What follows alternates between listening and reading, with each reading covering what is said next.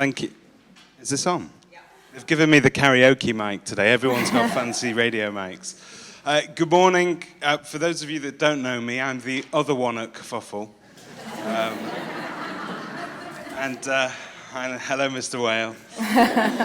It's an absolute thrill to be here today, and you've got some amazing speakers, and I knew that we were going to be okay as long as I didn't need to follow Joe Swash. Thank you, Joe. Job done.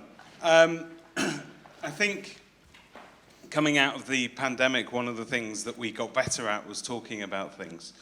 And we are all here today because of that. And we keep having discussions, and some of them are difficult to have, but I think we need to have more of them. And we've been very successful over the past couple of years, generally as an industry, as addressing things that we always used to sort of tuck under the carpet. We never used to tackle head on. So today in this panel, you're going to hear some real experience and some real tips that hopefully will help you all, because they're all sort of shared experiences that we have. So I'm going to introduce my panel members. Some of them you'll know very well. Some of them are sort of new to the industry, but welcome.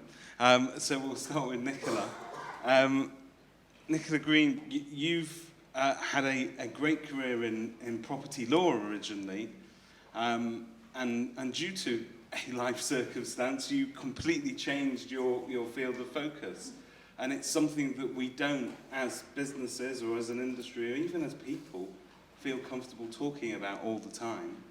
And that is menopause. So do you want to sort of tell us a little bit about your journey? Yeah, absolutely. Thank you for the intro. And hello, everybody. It's an absolute delight to be here with you all today and on this inspirational panel, must I add. Yes, my name is Nicola Green, and I run my own consultancy business helping organisations address menopause in the workplace. We do that in a variety of different ways. But I'd like to start today really with posing a few thoughts to you all, a few questions for you to ponder. Do you know? Do you know that panic attacks can be a menopausal symptom? Okay, I can see some nods in the room. Some do, some don't. What if I were to go on and say to you all, do you know that anxiety can be a menopausal symptom? Again, a few more nods in the room, but maybe not the first two symptoms you might think I'd talk about when I'm talking about menopause.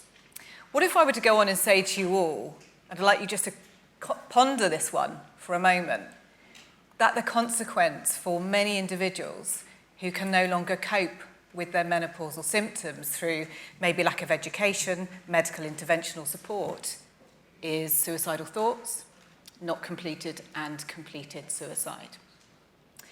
And I raise that right at the outset because I want everyone to understand an added piece of the passion for my work, and also the fact that this absolutely comes under the mental health umbrella within a workplace. But let me just tell you a little bit more about my passion. My passion is absolutely to help organisations address this in the workplace, not just workplace and the home, and also remove the stigma around what is often maybe a perceived age of a menopausal woman or even a perceived look. And my work is for everyone, and everyone gets invited, because we might go through this directly ourselves or indirectly. We may be supporting another at home or at work, and therefore we all need education. Because education within this topic is what has been missing. There's a gap. I was taught about puberty and reproduction at school. When I was pregnant, I had a midwife and a health visitor to guide me through. When menopause came along, there was very little support, and I had very little knowledge. So education is key. And if I can educate as many individuals as possible, then that is exactly what I'm here to do. And what I can also do from that is help to avoid some misdiagnosis, because misdiagnosis is devastating to individuals and also to the workplace. But one of the biggest things to stress is there is no one-size-fits-all. There absolutely isn't. We're all unique, and we will all have our own unique experience, and we'll also have our own unique way of wanting to manage it, and that is always fully respected. But it's also about positivity. Okay, it can be described as a negative time in life, but for me it's about working on the positives. If we understand it, if we know what these symptoms are, maybe we can manage it so much better. But let me just give you a quick insight into my lived experience. I was 32 when I first walked into my GP surgery with my 3-year-old son holding my hand to ask the question, could I be going through a premature menopause? And you may wonder why at that time, as my GP did that day. And there were some symptoms, but ultimately it was a conversation I'd had with my mum some 9 years earlier. There was one conversation when she said to me she had been to see her GP and he had told her she had gone through an early menopause. There was another conversation after that, but it sat in my subconscious. I say I was quite rightly dismissed by my GP that day. She didn't know why I would even be considering it. And I left thinking, okay, I'm just an exhausted mum of 2 young children and I need to get on with this. And that's exactly what I did. And I did that, and I say this quite lightly, I did that for 6 years. 6 years of living with symptoms that I didn't understand. Symptoms that come, symptoms that would go.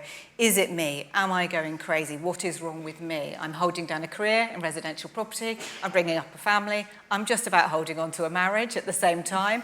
But there were pressures from everywhere. You know, life was happening, grief was happening. These symptoms were happening. I didn't understand what they were. I had probably, there's over 30 symptoms, by the way. I had the majority of them. I didn't have the 2 the GPs were looking for. They were looking for hot flushes. They were looking for the fact that my periods had stopped. Neither of those 2 things had happened to me until I hit the age of 38. And the age of 38 is what I describe as my rock bottom, the breaking point where I could no longer carry on as I was and something in my life had to change. And that was ultimately 6 years of not managing symptoms, but at this point at 38, the periods did stop. There was horrendous sleep deprivation. There was horrendous anxiety. And all of those things, and the functioning at work is how I would describe it, the performing, putting a different sort of face on for work, led into that rock bottom moment and depression. And I went to the GP at that point again, and it was at that time I decided to go on to HRT. Now, HRT is not for everybody. I'm not here to recommend it today. But for me, it was the opportunity for the black cloud to lift. The black cloud lifted, and then I worked on myself because I had not been looking after myself. And so it's been a journey since then.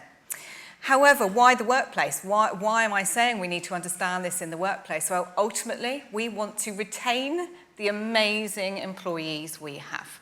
So can we make this a comfortable conversation? That's exactly what I'm there to do. We also want to attract new employees. So let's think about the culture of our workplace.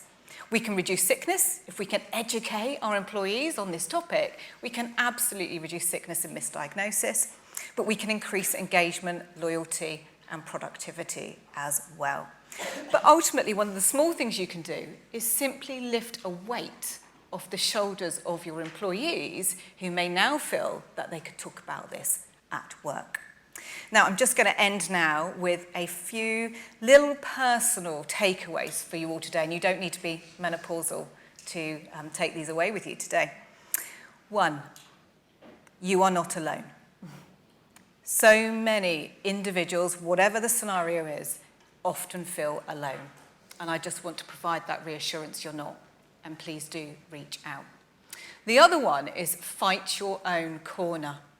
You won't be surprised of the amount of individuals, I had to do it myself, who have given up the fight, maybe sometimes with a GP. Keep going, keep fighting, do not give up on yourself. And the last one that I just want to leave with you for a moment is, what one thing can you do to help you? And I actually just want to give 30 seconds to give you a moment, a little gift of 30 seconds of silence now, and ask you to ponder that. What one thing can you do to help you?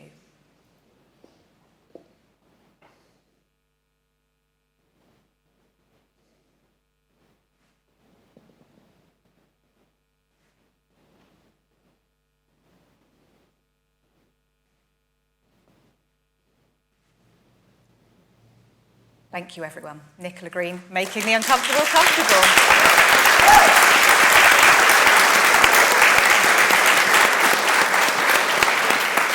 Thank you, Nicola. Just a reminder, if you've got any questions, please do get them onto Slido and we will address them as soon as possible. Nicola, before we move on, can I just ask you a question? It's a political football and it's been kicked about in the last couple of days. But 2 days ago, Labour came out with a statement about what they're going to be doing in terms of bringing that debate about menopause in the workplace to the forefront. Now, two things that I noticed about that: it applies to companies with employees that are sort of, 250 and above, which to me is sort of medium to large. Are we still able to address these concerns in small businesses? Is it practical? And is it helpful when political parties get hold of this football? Are they actually doing anything to move the needle, to progress the debate? Thank you. First of all, I would say I have the most diverse range of businesses that I work with, and you might not be surprised if I say, when we're talking about a smaller entity, last week I was talking to a 30-employee business for a cat's charity. So from them to the large corporates, to the banks, it really, for me, it doesn't matter on the size. It's about the culture and about whether they're a people-first organisation. They want to support their employees in whatever way they can. So size of business to me is irrelevant. So any size of business, it should be. And you're going to sidestep the politics question? Yeah, I'm not getting involved in politics. It's not for me. For you, I thought I'd try. Okay, moving on. Serena, nice to have you with us. Serena is an expert on nutrition, wellness, health, yoga instructor as well. And they've chosen the finest physical specimen of a host. Plenty of work for you to do here, but all of those things that you concentrate on have a profound effect, not just on us physically, but also mentally. My goodness. So tell us your journey in terms of how you got here, though, and why you chose this particular field is quite personal. So give us a little bit of insight into that, please. Yeah, absolutely. Well, first of all, thank you for having me. What a fantastic room. Very inspired to be here today. And so just to give you an insight on how the seed of health and wellness was planted in me. It was at a very young age. I was only 8 years old. And my father, who was a brilliant entrepreneur, he created an entire profession that didn't even exist before his time. He got ill, abruptly, very suddenly. And as a result of that, he ended up losing everything he'd worked so hard to achieve and acquire, And it was a very traumatic experience to go through as an 8-year-old, both for him to witness his pain and suffering, but also for myself personally. And I realize now that going through that breakdown and that trauma planted the seed in me at a very young age of truly how invaluable our health and well-being is in our life. It's really the fundamental pillar upon which everything else rests. Because the moment that's taken away from us, my father was doing great, financially, successful, owned property, had a team, very popular. But the moment he wasn't well, everything else collapsed as a result of that. And he was very sudden and very extreme. So I'm now in a position where I am able to say that I have no regrets of anything that I've been through in my life, because as a result of that, I started at a very young age to value my health and well-being and the well-being of the people around me above average, because I was very present with, oh my gosh, this is fundamental here. Once this goes, nothing else matters, right? And so it began as a personal quest to continue to take the best possible care of myself so that I could continue to be independent, could continue to contribute to the communities around me and not have to be a burden on other people's shoulders. And then eventually, I developed enough knowledge and skills and know-how to be able to deliver transformational results for our shifters. But fundamentally, my mission in life is to prevent that scenario that happened to me as an 8-year-old. That's really my passion. I see everybody as incredible individuals who are looking to achieve amazing things in their work and in their personal lives.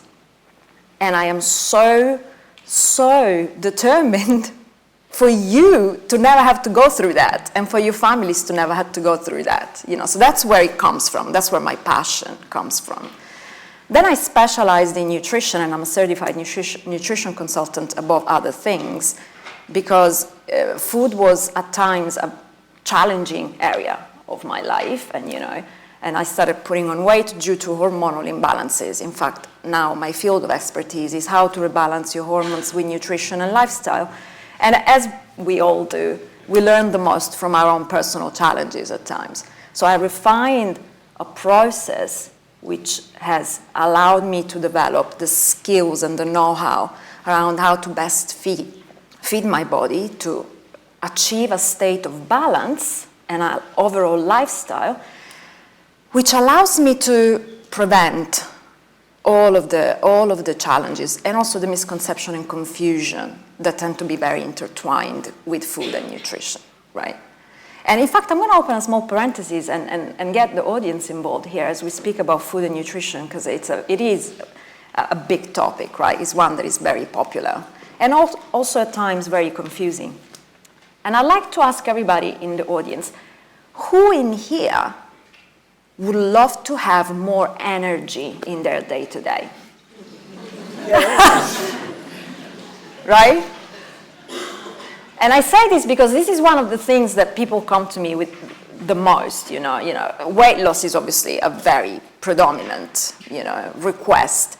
But actually the second, straight after that, is, I want more energy. Because we're all ambitious, especially everybody in this room. I don't need to know you to know that you want to do more, and you want to achieve more, and you want to do it better, and you want more energy, right? Now, here's the thing. Not all food gives you energy. This is the misconception around food and nutrition. And not all energy from food is created equal. So just to give you a little nugget that you can take home right away, and I say this to our shifters, you want to really play this game with yourself and start looking at food as, and I'm simplifying, of course, for the purpose of the exercise, but look at food as two different categories. There's foods that give you more energy than what they require of the body for you to process them. So you eat them, and you get more energy than what the body requires to process them. Bearing in mind, the digestive process is one of the most energy expensive processes we go through, right? And then there's foods that require more energy to process than what they actually give you. So when you consume the latter, you end up with an energy deficiency, right? So you're lacking energy, you think you need a meal, you eat some food, you might end up more depleted than before.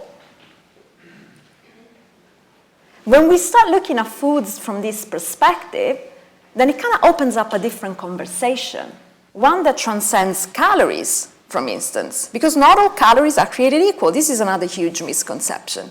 500 calories of fruit and vegetables will be processed differently from your body than 500 calories of cookies and cakes. Not that there's anything wrong with cookies and cakes, Big lover here. But so, it's just about opening up a bigger conversation and really understanding some less than common principles around health, well-being, and nutrition, which really empower you in your day-to-day life. So, and think about it. Think about Thanksgiving or Christmas dinner, actually. Do you feel more energized after Christmas dinner? No, right? You wanna go to bed and take a little nap, right?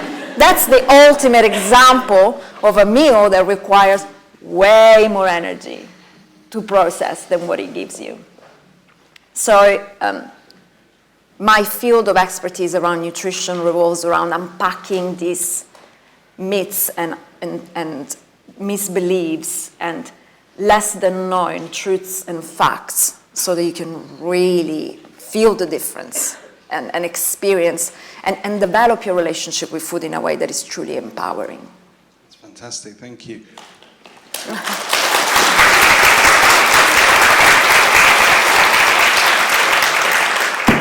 just very quickly, there's a lot of business owners in the room. There's a lot of managers here that have to manage people. Yes. I was lucky enough to go and visit Moneypenny a couple of weeks ago, and there's a lot of eating that goes on over there. They eat well. They eat well, but they've got a real variety, and you can tell that sort of has an effect on the culture and how people work together. But we have other challenges as well in this new age where some of us work from home. Yes. And that, in terms of if you like spending a lot of time in the fridge, as I do, is a nightmare. It is. And I think a lot of people have struggled with it. So are there any sort of practical steps that we as first steps, as business owners, if you like, should be taking to ensure, and to what extent do we have responsibility for our employees? Yeah, this is a beautiful question. Thank you for asking this. So fundamentally, and this is why we love working with leaders and business owners, is because we are very present with the fact that transformation tends to filter more quickly from the top down, right? So if the leader of a business or of a community or an organization starts valuing certain things more, it creates a ripple effect through the people in their communities, right? And I'm saying this not because I want you to feel that it is a burden on your shoulders as a leader to empower yourself in that area. I'm saying this for a different reason. I'm saying this because realizing that you being the change sparks transformation for the people around you, makes you feel less guilty of doing whatever it is you need to do to take best care of yourself. Because that's huge, especially for women, I must say, because they are also, taking care of children and maybe managing the household in a certain extent. And there's this kind of underlying guilt around self-care that is still very predominant. I have to deal with that a lot in my work. The moment you're realizing that taking care of yourself will spark better self-care for those around you, you feel more incentivized to do whatever you need to do to take best care of yourself. So leading by example really is... It's the only way. Okay. Right. Amy Shields will be a name that is familiar to a lot of you. What you don't know about Amy Shields, she does a mean sideline in AML these days. Check that out later. But Amy's going to be talking to us today about anxiety. And the reason, anxiety is common. We all feel some form of it. But if your job involves having to go into strangers' houses and pitch in their front room, it's daunting enough as it is anyway. And if you then get overcome with anxiety, it leads to a rather bad valuation, in my experience anyway. But Amy's going to tell you some of her experiences and some tips around that. Take it away. Thanks. Well, this isn't scary, is it? No, this is just a few friends of mine. Thanks, Liana, for putting me in this situation. Cheers, mate. Okay, so I'm not going to bore you with my whole anxiety journey because we'd literally be here all day. But it fundamentally started when I had a bit of a health issue and I was terrified to either leave my house or the office. So being an estate agent at the time and being a manager at the time as well was kind of awkward because you're out doing valuations a lot of the time. Sweaty palms have started. You're doing great. Okay, so let's normalise this for a minute. Who in this room has had a wobble, a panic attack, hot flush going on at work? Great. Okay. I'm not alone. Come on. So it's totally normal. And when we're put in these situations, I'm someone that took a step back and thought, I've got to achieve. My mum said something to me, which is always stuck in my head when I came out as a raving homophobic. Homo. You heard it here first, folks, okay? Sarah had say no swearing, because I really want to swear right now. They said, David, can you make sure you don't say anything controversial? I was like, that's to Amy. You did it all right. came out to my mum, the first thing she said to me was, well, you've chosen a hard route in life and you're not going to have a man to support you. And I was like, no, F you. I'm going to prove you wrong. So when my anxiety kind of kicked in 10 years ago, it was at a really pivotal time in my career. So all I want to do with you today is run through some techniques that when you're on valuations, you can't exactly turn around and say, excuse me, I'm really sorry, Mr. or Mrs. Seller, I need to just go and do a bit of meditation because I'm having a panic attack. It's a little bit awkward. So hopefully some of these techniques will just help you. I know David's put one of these into practice and it's helped him. So when you're on evaluation, I get like and I do, and even now when I'm doing webinars with 100 people staring at me on a screen, I get this like wave of nausea coming up. I start getting sweaty hands, the panic sets in, and then I'm like, oh my God, I'm going to be sick under my desk. But like right now I want to vomit on the carpet. Try and get outside is my best advice when you're stuck on evaluation. There's loads of ways you can do that. So the obvious one is, you're mid-conversation, but you're like, do you know what do you mind if I just pop back outside? I just want to have another look around the garden, collect my thoughts, because I really want to just gather my thoughts on the pricing and marketing strategy that I want to propose with you. Get outside, breathe. Yes, you're outside. The vendor actually thinks, or the seller thinks, okay, she's actually taking her time thinking about this and not rushing. They didn't come out here with a preconceived idea on price, which obviously you have. When you're outside, one of the things that I tended to do a lot was 5 things. It's your senses. So what can you see? What can you taste? What can you hear? What can you touch? And what can you smell? So it's obviously things like clouds. Maybe you can still taste the mint that you had in the car on the way to the appointment. What can you smell? You might smell, I don't know, the grass, if it's just been cut, whatever. But it just kind of gets your brain thinking about different things. Hopefully tries to calm you. Another one is the counting technique when you're breathing. Now, a lot of people do this. It's really common, counting up to 10. Instead of counting up, which actually heightens my anxiety, like you would not believe, count down. So in on 10, out on 9, in on 8, out on 7. By the time you get to 0, because your brain is thinking, yeah, I'm going to be nice and calm when I'm at 0, you'll actually feel a bit of a difference. This one, Liana, you little superstar. I am terrified of flying because I can't get off the aeroplane. I can get off a train, I can get off the underground, I can get out of a car. You cannot get off an aeroplane. Unless you fake a heart attack, you can't do that. Yeah, you got out of flying. There's an amazing podcast. If anybody wants it, hit Liana up, she'll send you the link. And this podcast is all about how to try and turn your nerves into excitement. So instead of sitting on the plane thinking, I can't get off, oh my God, I'm going to be sick, where's the sick bag? Sweating, all the usual things. I start trying to think about how excited I am about getting my ski gear on, how excited I am about putting sun cream on, getting on that sun lounger. I'm visualizing checking into the hotel. What's the hotel going to be like? I'm so excited. And you're just constantly just going through what you're excited about. So in work, it might be that you're excited about winning the pitch, because you are going to, obviously. You're going to get that 2% fee. 2.5. At least 2%. And you start thinking about how excited you are. I'm excited to finish this valuation, impress the seller. I'm excited to finish this meeting and get some really good feedback. Whatever it might be, just try and tell your brain that you're excited. The other one that really affects me is loud music. Now, this drives my partner insane. Hi, sweetheart. She loves loud music when we're driving. She likes a good sing-along. I don't. A, I can't sing, and B, loud music really makes me anxious. We were in a restaurant last night. Nobody knows this, apart from Vicky.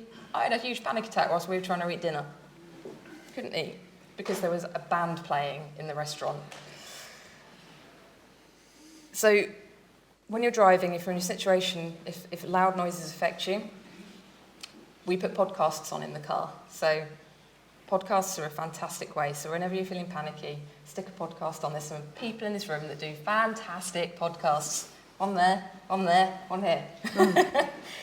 Matt as well, go on. And so you can put a podcast on, it'll take your brain somewhere else. Start thinking about what they're discussing. You know, it doesn't matter what it is they're talking about, but just take your brain, involve your brain in that subject. Last one. I'm going to stand up for this one. Let's do it. Anyone else want to stand up? They can. This is the best technique you're ever going to learn about anxiety. I've been doing this a lot today. I'm also... Look at me, I got the whole room up!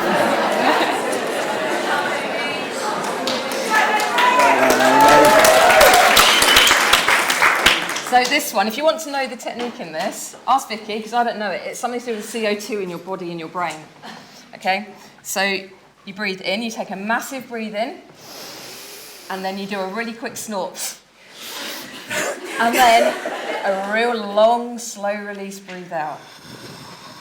You do that 3-4 times over, you will literally feel actually calm coming over you. Honestly, no joke, do it 3-4 times. It's insane.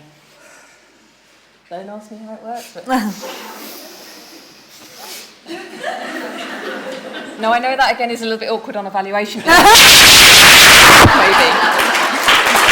Thank you,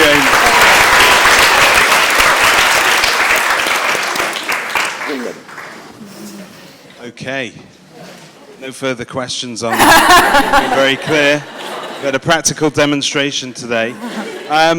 Stephen Brown is a very nice man. Very nice man who does not like nice things being said about him whilst I'm sat right next to him. Whatever. Everybody needs a friend. You should have a friend that you could call at 3 o'clock in the morning. That's Simon Whale, he's always up. However, if you need calm, wisdom, counsel, Stephen Brown is your man. He has been absolutely instrumental as well in several projects within the industry, including Agents Together. And everybody now has access to mentors, as I did for many years with Stephen. He's the closest thing that I've got to Yoda. Estate agency. He's a couple of years younger than Yoda, though. But Stephen, as you will all know, because we kind of, it feels like we all lived through it together, but Stephen supported his late wife, Sam, for many years, and there is a really sort of deep personal experience there. And Stephen's going to share that with us today. So Stephen, over to you. Thank you.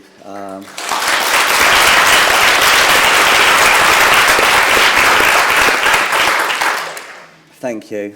I'm pleased Amy went before me. Now I can use those techniques. So thank you, and congratulations on putting on an incredible day. It's amazing, and the support of the industry is absolutely fantastic. And the support that I've been given by a lot of people in this room has been absolutely incredible. 2/3 of my life has been in hospital.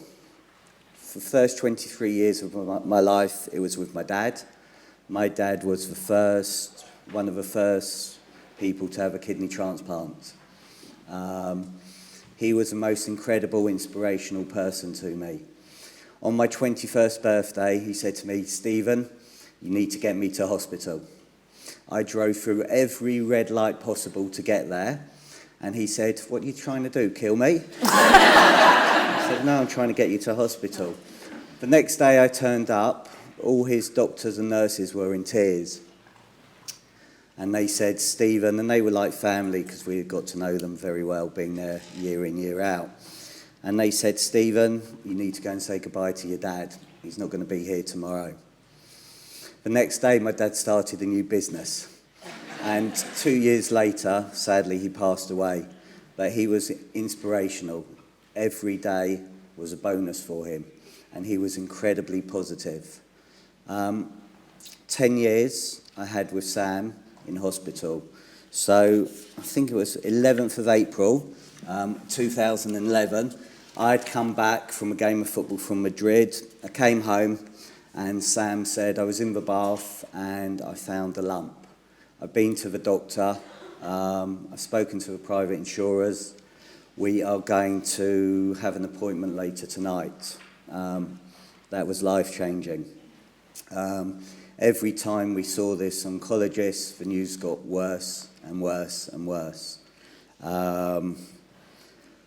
And Sam was amazing. So she ended up having 4 major surgeries. She had what she called spa days, 31 spa days. So you talk about mindset, okay? So 16 chemos, 15 radiotherapies, okay? I personally hate the sight of blood, okay? In fact, I hate hospitals. If Casualty comes on or Holby City, I've got to turn it off. Just hate it so much. But I went there, I overcame my phobia of sitting in hospitals. Sam had, I can't remember, numerous 25 blood transfusions over the years, and it was incredibly challenging.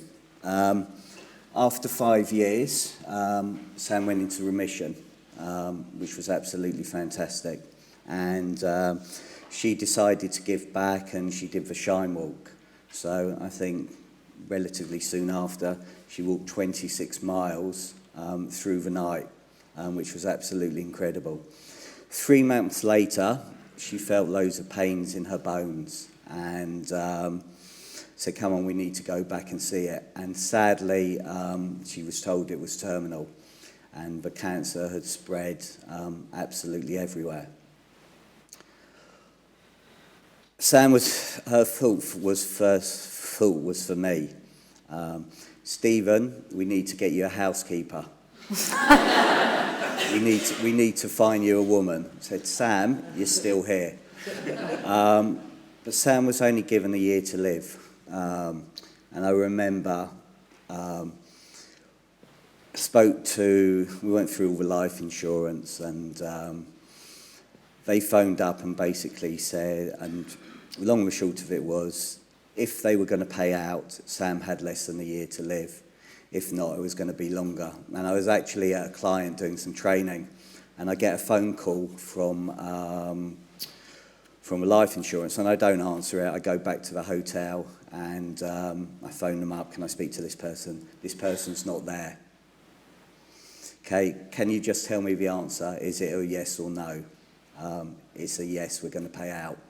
So I knew we only had a year left of Sam being there.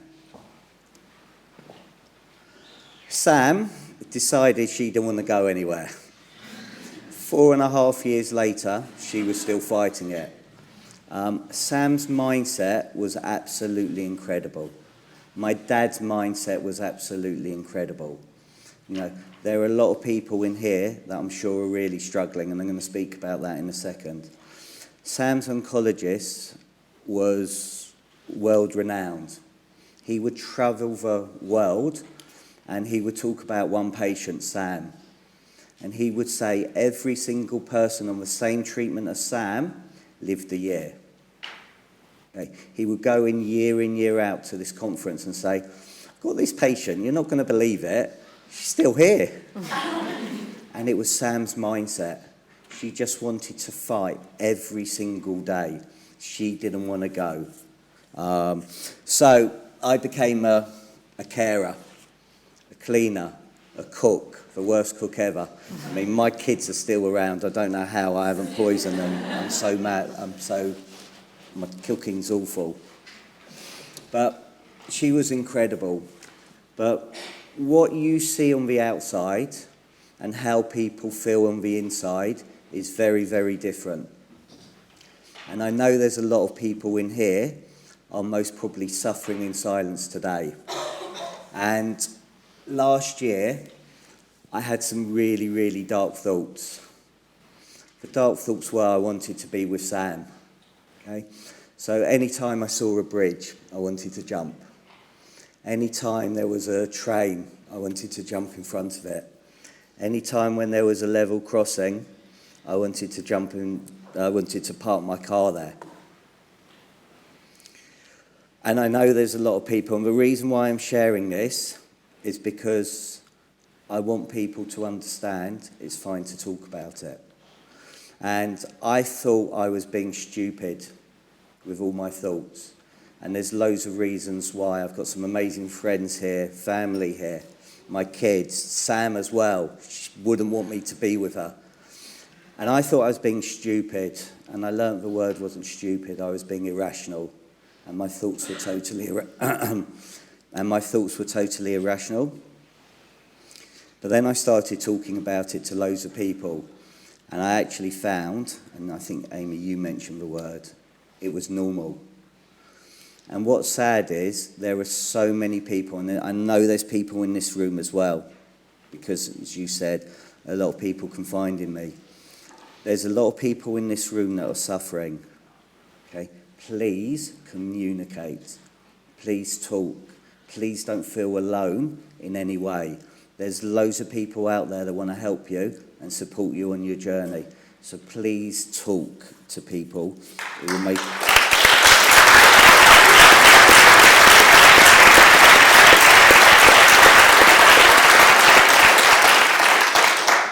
So I went and had therapy, and actually I think I gave more help to the therapist than she gave me. But there were 3 words that have really resonated with me over the course, and I know I'm really running over, so I'm sorry, everybody. Understand, accept, and acknowledge. Understand, accept, and acknowledge.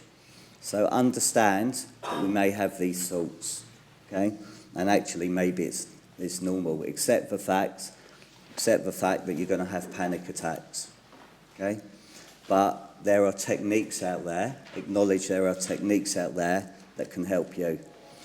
So that's really resonated with me. And David, you kindly mentioned all the campaigns I'm involved in. So I had a purpose, and that was Computer for Schools, Agents Together. And is Adrian here? Hello, nice to meet you.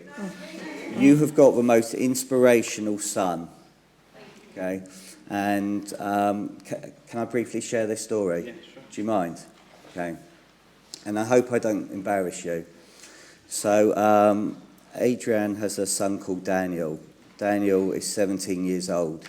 3 years ago, his best friend died by suicide because there's no well-being provisions in his school. Okay. Daniel decided he wanted to leave a legacy, and he set up a campaign called Markers for Mindfulness. He's done amazingly well in Oxford. I've got introduced via Yvonne at Agents Giving, and Barnet have got involved in it, and I've been into 25 schools. And it's incredible what's going on in schools at the moment and the lack of well-being. And what Daniel is doing is truly inspirational, and he's a credit to you.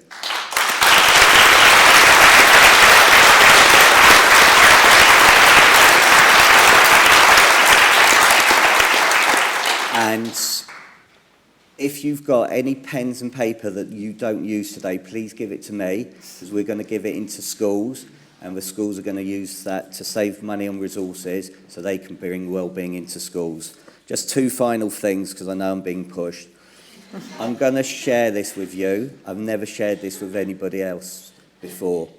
Sam wrote me a letter before she passed away. I'm not going to read the whole letter, because I don't think I'm going to cope, but I'm just going to share the last line of a letter because it applies to all of us. So, what can I say apart from I love you? You were there for all of us, but this is the really important please. But take time for yourself and look after yourself, and this applies to every single one in this room. Don't forget to do your own mindfulness and well-being, and don't get so busy you forget about everyone and yourself. So please think about all your mindfulness and think about your well-being. That was 2 weeks before Sam passed away. She was thinking of me. Okay? And the final thing is, and I think it just sums it up, and Sarah, you mentioned something before when you were talking to Joe. So, and this was something that I saw last week. One day you will wake up and there won't be any more time to do the things you always wanted to do. So do it now. Please.